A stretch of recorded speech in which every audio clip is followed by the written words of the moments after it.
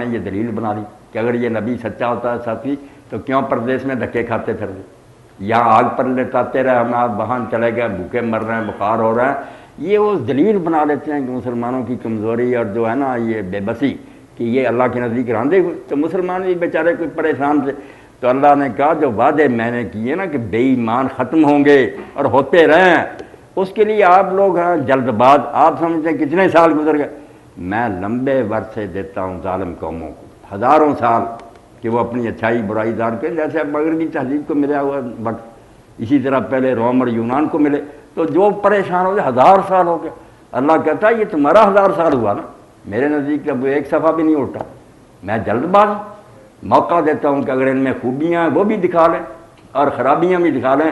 جب خرابیاں زیادہ ہو جاتی ہیں نفع کی بجائے نقصان، پھر میں تباہ کرتا ہوں۔ میں اس طرح نہیں کرتا کہ تمہیں 4 دن دکھ دیا تو میں برباد کر دوں۔ یہ جلد باز لوگ جو پریشان ہوتے ہیں نا کہ حالات کیوں جلدی نہیں بدلتے، ان کو اللہ نے نا مطمئن کیا کہ اس طرح نہیں ہوگا، آپ اپنا کام کرتے رہیں، کوئی بوئیں گے پتہ نہیں فصل کاٹنے والی نسل کب پیدا ہوگی۔ السلام علیکم۔ وعلیکم میرا السلام۔ یہ سوال ہے کہ رمضان شریف کے تو ہم کیا کریں، ان دونوں کوشچن سے روشنی ڈالیں۔ ہاں بہت اچھی بات۔ ایک تو لڑت پر گھر پہلی کیا تھی، شیطان جکڑے جائے، وہاں پہلے قید ہوتے تھے، یہاں کچھ دن چھوٹے رہتے ہیں۔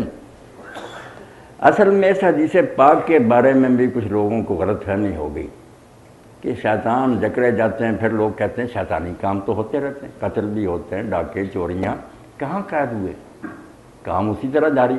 باقی یہ صورتحال پریشان تو کرتی ہے نا کہ اگر وہ جکڑ لیے گئے ہیں تو پھر یہ شیطانی دھندے کیوں؟ اور ساتھ ہی آتا ہے کہ جنت کے دروازے کھول دیے جاتے ہیں۔ اب وہاں بھی ایک آدمی جو دین سے واقف ہو جانتا ہے کہ جنت میں تو ابھی جائے گا ہی نہیں کوئی، قیامت کے دن حساب کتاب کے بعد دروازے کھولنے کا فائدہ کیا؟ دوزخ میں بھی ابھی کوئی نہیں جا رہا، قبر میں لوگ گھس رہے ہیں، دوزخ میں تو جائیں گے جب حساب کے بعد فیصلہ ہو جائے کہ کس وارڈ میں ان کو بھیجا جائے۔ اب دوزخ کے دروازے بند کرنے کا کیا فائدہ، کوئی جاتا ہی نہیں پہلے۔ تو اس حدیث پاک کو بھی میں نے توجہ دلائی کہ اس میں کئی پوائنٹس ہیں جو کلیئر ہونے چاہیے۔ اصل میں یہ بات نہیں تھی کہ ایسا سچ مچ ہو جاتا ہے، ہوتا نہیں، ہونا چاہیے، بات ہونا چاہیے کی تھی کہ تمہیں یہ کرنا ہے کہ شیطان کو بے بس کر دو۔ بے بس کرنے کے لیے روزے کی بات ہے۔ آپ دیکھیں کیا شیطان کے حربے ہیں، 2 ہی تو راستے ہیں، یہ منہ ہے، شرمگاہ۔ اللہ کے رسول علیہ السلام نے پوچھا کہ 2 راستوں کے بند کرنے کی مجھے ضمانت دیتے ہو کہ میں جنت کی ضمانت دے دوں؟ دوزخ کے دروازے دیکھ لے جہاں سے شیطان آتا ہے، الفم والفرج، منہ ہے جس سے حلال و حرام کھاتے ہو یا بےہودہ باتیں بکتے، دوسرا یہ شرمگاہ جس۔ تو یہ دونوں دروازے بند ہیں کہ نہیں اسلام میں؟ اب حلال کے بند ہیں، حرام کہاں سے ہم آدمی کر سکتا؟ جو نہیں کرتا، دین کہتا کرنے چاہیے۔ مطلب یہ لو حدیث پاک کا کہ دین کی طرف سے یہ اہتمام کیا گیا ہے کہ اگر آدمی دینی تعلیمات پر عمل کرے تو دوزخ کے دونوں راستے منہ اور شرمگاہ بند ہیں۔ جو نہیں بند کرتا، اس انتظام سے فائدہ نہیں اٹھاتا، اس کی بات نہیں۔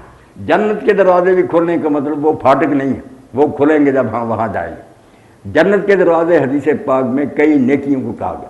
آپ نے یہ سنا ہی ہوگا کہ جنت کے دروازے تلواروں کے سائے کے نیچے ہیں، بالکل صحیح حدیث۔ اب وہاں پھاٹک نہیں کھلا ہوتا، شہید ہو کر آدمی جنت میں جاتا ہے، راستہ ہے، طریقہ ہے وہاں جانے کا۔ حدیث پاک میں فرمایا گیا کہ والد اوسط ابواب الجنہ، جنت کے سارے دروازوں میں سے اعلیٰ دروازہ باپ ہے، اس کو خوش کرو، جنت میں جاؤ۔ تو کئی نیکیاں ہیں جن کو جنت کے دروازے کیا اس مہینے میں جو کئی سارے کھول دیے گئے۔ جنت میں آپ جانا چاہیں تو کئی طریقے کھول دیے۔ روزہ جس پر حضور فرماتے ہیں جو نیک نیکی سے رکھے گا گناہ بخشے گا، رات کا قیام ہے جو کرے گا بخشے گا، لیلۃ القدر ہے بخشے گا، اور یہ اعتکاف ہے، یعنی کتنے راستے کھول دیے گئے ہیں جنت کو جانے کی۔ بات یہ تھی لوگ ادھر چلے گئے کہ وہاں پھاٹک کھلے گئے، نہیں، نیکی کے راستے کھول دیے گئے۔ شریعت نے جو انتظام کیا کہ ابواب الجنہ، جنت کو جانے کے کئی اس وقت راستے کھلے ہیں، چلو ان پر روزہ رکھو، رات کو قیام کرو۔ یہ ہے ڈاکٹر صاحب اس کا مفہوم۔ دوزخ کے دروازے بند ہیں، دونوں ہی راستے ہیں دوزخ کی طرف جانے کے، منہ اور شرمگاہ پہرے بٹھا دیے گئے۔ شیطان بیچارہ آئے گا، وہ کہے گا یار ان دونوں سے ہی میں نے برائی کرنی تھی، یہ تو میں چھوڑے بیٹھا حلال چھوڑے بیٹھا تیری بات کیا؟ یہ ساری مومن متقی جو شریعت کا پابند ہے اس کے لیے، جو بے ایمان ہے ان کے لیے نہ جنت کے کھلے ہیں، رمضان گزر جائے گا پتہ ہی نہیں آیا، ان کے لیے دوزخ کے بھی کھلے ہیں، وہ بند ہی نہیں کرتے راستے منہ اور شرمگاہ حرام کاریاں کرتے۔ حدیث پاک کا مفہوم یہ ہے، آپ نے سن لیا، غور فرمائیں گے، ذرا الجھن نہیں۔ جب ان دروازوں کی طرف جاتے ہیں نا جو غیب کے عالم میں، وہ تو قیامت کو کھلیں گے، ان کے بند ہونے کے لیے کھلنے کی بات کا کوئی فائدہ نہیں۔ یہ دنیا میں ہے کہ دین نے ایسا انتظام کر دیا کہ اگر ہم شریعت پر عمل کریں تو شیطان بھی بے بس ہے، کوئی اس کا ہیلا کارگر نہیں ہو سکتا۔ جنت کے دروازے بھی کھلے ہیں، کسی ایک نیکی کو کریں، ادنا نیکی تو حضور نے فرمایا کوئی مسلمان دوسرے مسلمان کا روزہ کھلا دے اس کے برابر اس کو ثواب مل جاتا ہے، کمی اس پہ ثواب ہے۔ تو لوگوں نے پوچھا کہ اللہ کے رسول سب کے پاس تو اتنا نہیں کہ کھلا، فرمایا یار تم لسی کا ایک گھونٹ یا کھجور بھی نہیں کھلا سکتے۔ جی وہ دوسری بات بھی بہت قابل توجہ جو پوچھا نا کہ بھائی لیلۃ القدر پریشانی ہونا چاہیے۔ لیلۃ القدر کے بارے میں اصل ذہنوں میں ہے کہ ساری رات جاگتے رہتے ہیں، کوئی ایک مومنٹ ایسا آتا ہے کہ اس وقت لوہا سونا ہوتا، اس لیے یہ لوگ پریشان ہیں کہ یاروں پھر مختلف علاقوں میں مختلف آئے گا، ایسی بات نہیں ہے، اس کو ذہن سے نکالیں۔ پوری رات جو ہے نا جہاں جہاں وہ آئے گی، جیسے جمعہ کا دن ہمارے یہاں کس وقت آتا، سعودیہ میں 2-4 گھنٹے بعد آتا، امریکہ میں ایک دن پورا بعد میں آتا، جمعے کا دن مبارک ہے، آپ کو نا لمحے کی فکر نہیں ہونی، لمحہ نہیں پوری رات، سلام حتی مطلع الفجر، دن چڑھنے تک وہ پوری رات برتوں کی۔ ہماری جب طاق ہوگی ہمیں وہ نصیب، ظہر اثر نمازیں ہم اپنے وقت پر پڑھتے ہی نہیں، سعودیہ کو دیکھتے پڑھتے ہیں، اس لیے فکر نہ کریں، ان کی جب آئے گی وہ اس کے مطابق چلیں گے، ان کو اس میں برکتیں ملیں گی، ہماری آئے گی ہمیں بھی برکتیں ملیں گی۔ وہ پوری رات 21ویں سمجھے 23ویں جو آتی جائے گی وہاں کے علاقوں کے نام ملتے جائیں گے۔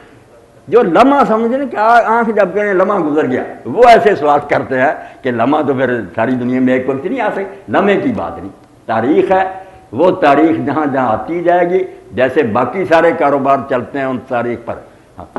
مولانا صاحب میں تھوڑی سی وضاحت چاہتا ہوں جی باتوں کی۔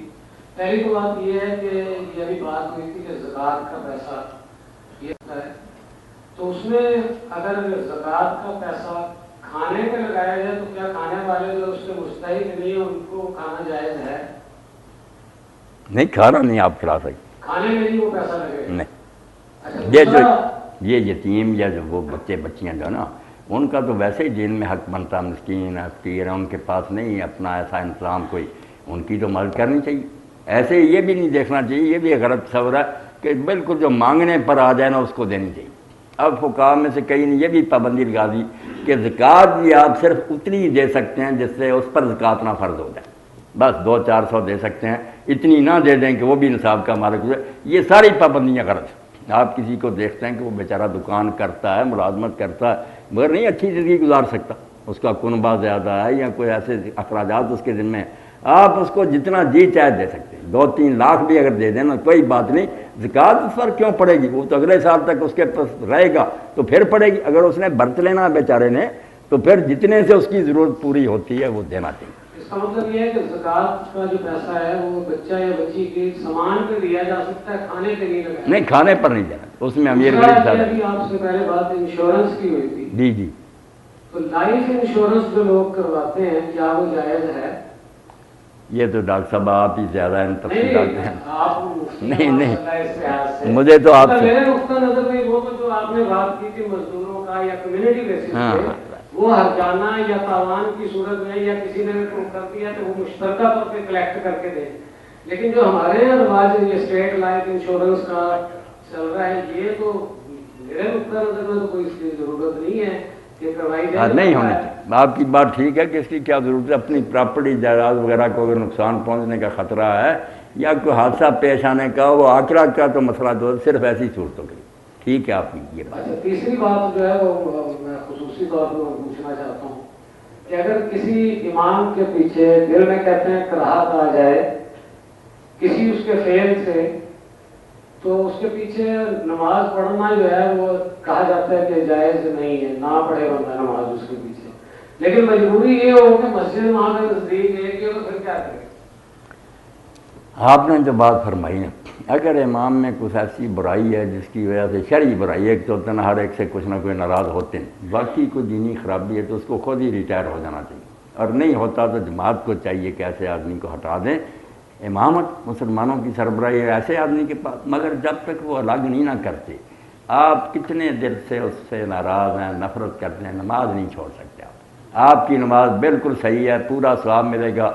یہ تو بنو امیہ کا دور، بعد میں ایسے ایسے ظالم آئے، شراب پی کر نماز پڑھاتے تھے، صحابہ نے چھوڑی نہیں۔ مسئلہ ہمارے لیے یہ کلیئر کر گیا کہ وہ کمبخت بھگتتا رہے گا، اگر وہ جماعت کرا رہا اور آپ کے اختیار میں نہیں اس کو الگ کرنا تو آپ نماز پڑھیں، نماز الگ نہیں پڑھ سکتے، نہ چھوڑ سکتے ہیں جماعت کو، جماعت کی بڑی اہمیت۔